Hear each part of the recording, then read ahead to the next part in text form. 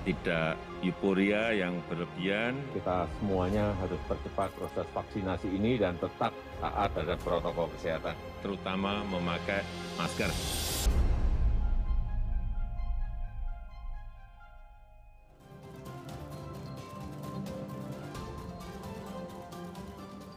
Assalamualaikum warahmatullahi wabarakatuh. Shalom, salam sejahtera bagi kita semua. Om Swastiastu, Namo Buddhaya, dan salam kebajikan.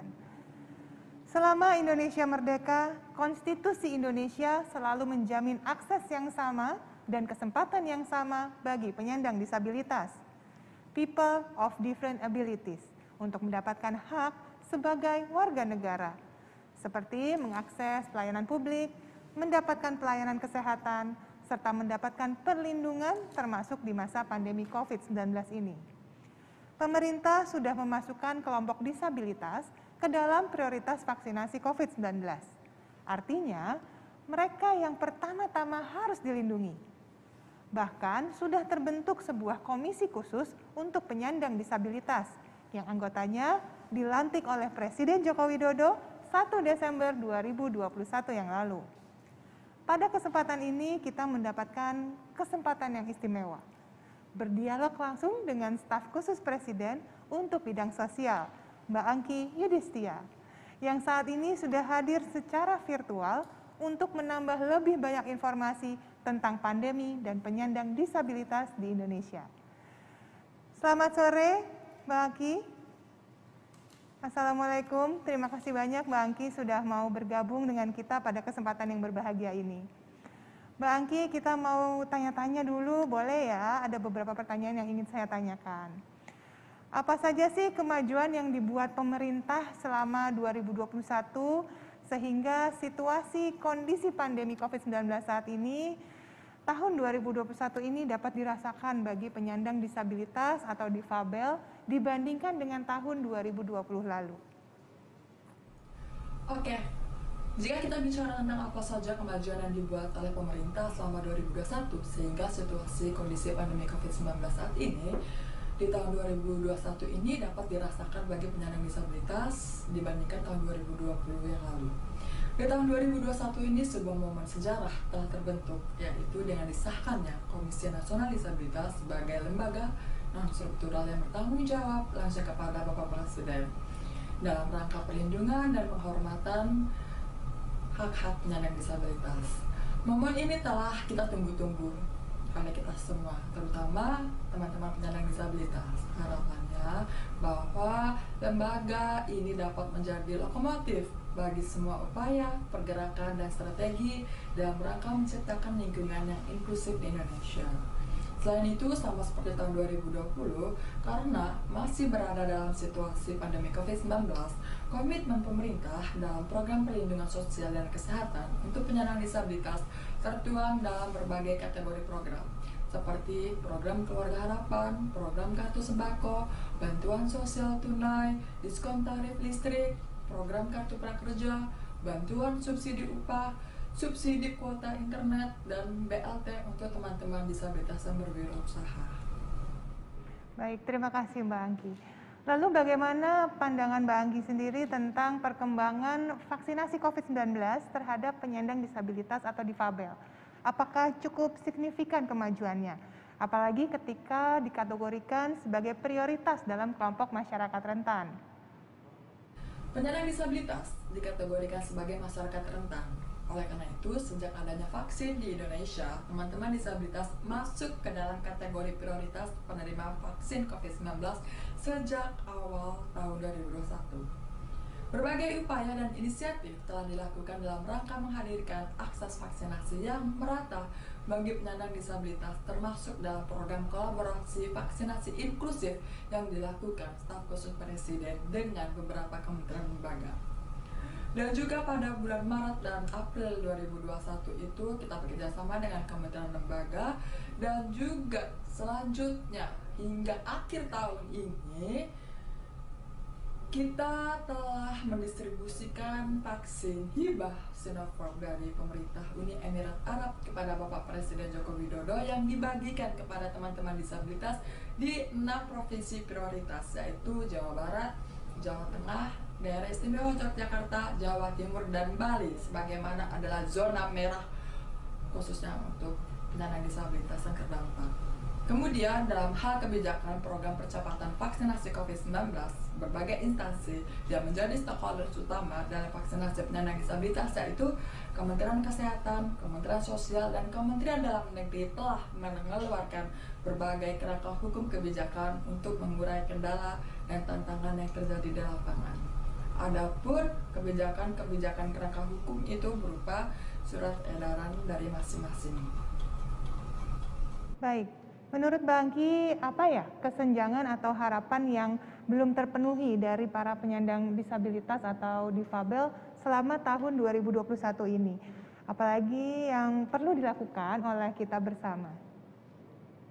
Sejak adanya Undang-Undang Nomor 8 Tahun 2016 tentang penyandang disabilitas dan berbagai peraturan turunannya dalam bentuk 7 peraturan pemerintah dan 2 peraturan presiden, segala upaya dalam rangka perlindungan dan pemenuhan hak penyandang disabilitas telah dilakukan. Memang semua butuh waktu dan proses dalam jangka panjang tentunya, sehingga ini membutuhkan peran sinergi kita semua untuk kita sama-sama membangun kesadaran di tengah masyarakat akan pentingnya menciptakan lingkungan yang inklusif.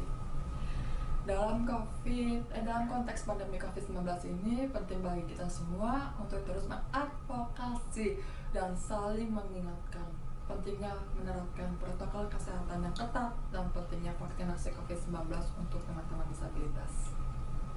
Nah, saya penasaran nih kalau tentang kemajuan atau situasi terkini adaptasi kebiasaan baru terhadap 5M dan prokes lainnya nih bagi para penyandang disabilitas atau difabel.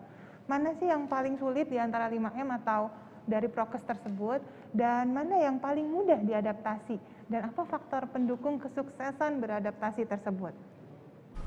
Baik, seperti yang kita ketahui 5M, mencuci tangan, memakai masker, menjaga jarak, menjauhi kerumunan, dan mengurangi mobilitas. Semua hal tersebut sudah menjadi bagian dari kebiasaan baru kita semua, sehingga bagi teman-teman disabilitas juga sudah cukup beradaptasi dengan baik dengan adaptasi yang baru ini, yang fokus pada preventif atau pencegahan.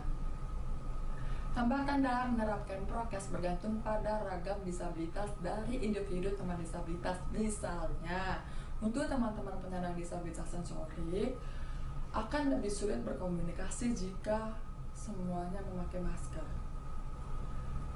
Dan untuk teman-teman yang motorik ini lebih sulit untuk teman-teman mencuci tangan karena keran-kerannya itu kalau tidak aksesibel seperti keran putar atau keran injak. Jadi solusinya adalah tentu dengan membawakan hand sanitizer.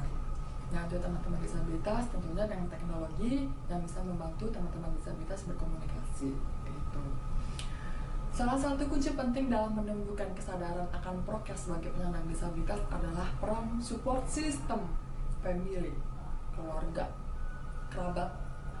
Bagaimana support system ini dapat memiliki pengetahuan yang baik, dapat mencerna dan memilah informasi yang beredar, serta dapat menjelaskan secara persuasif kepada teman-teman disabilitas pentingnya protokol kesehatan dan vaksin. Terlepas dari tantangan yang ada, saya ingin mengapresiasi kepada seluruh teman-teman disabilitas di Indonesia yang telah taat protokol kesehatan sejak awal pandemi hingga teman-teman disabilitas dan support sistemnya. Baik, terima kasih. Dan terakhir nih Mbak Angki nih, apa harapan Mbak Angki dan saudara-saudara kita penyandang disabilitas di tahun 2022? Terutama dengan adanya varian Omikron nih dan pengetatan libur Nataru yang diatur oleh pemerintah melalui Inmendagri dan juga ETSE Satgas Penanganan COVID-19. Tahun 2022 kita tentunya sambut dengan penuh optimisme, tetapi jangan lengah dan tetap waspada. Hadapi dengan tenang, jangan panik selama kita semua taat pada protokol kesehatan 5M dan sudah melakukan vaksinasi COVID-19, maka resiko penularan dapat ditekan seminimal mungkin. Terima kasih. Terima kasih banyak Mbak Angki. Pemirsa, Bapak Ibu Saudara-saudari sekalian, pemerintah Indonesia bertekad melindungi semua lapisan masyarakat dalam masa pandemi ini, terutama orang dengan disabilitas.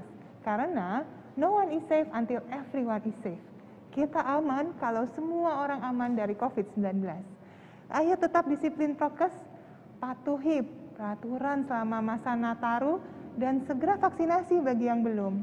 Semua vaksin yang ada di Indonesia dijamin aman, bermutu, dan berkhasiat karena sudah disetujui oleh Badan POM dan juga WHO.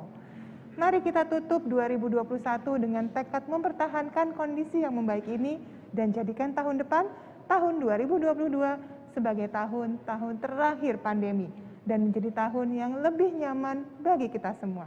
Amin. Sekali lagi, selamat Hari Disabilitas Internasional 2021. Salam inklusi dan salam sehat dari saya. Sampai jumpa. Terima kasih. Wassalamualaikum warahmatullahi wabarakatuh. Om Santi, Santi, Santi Om.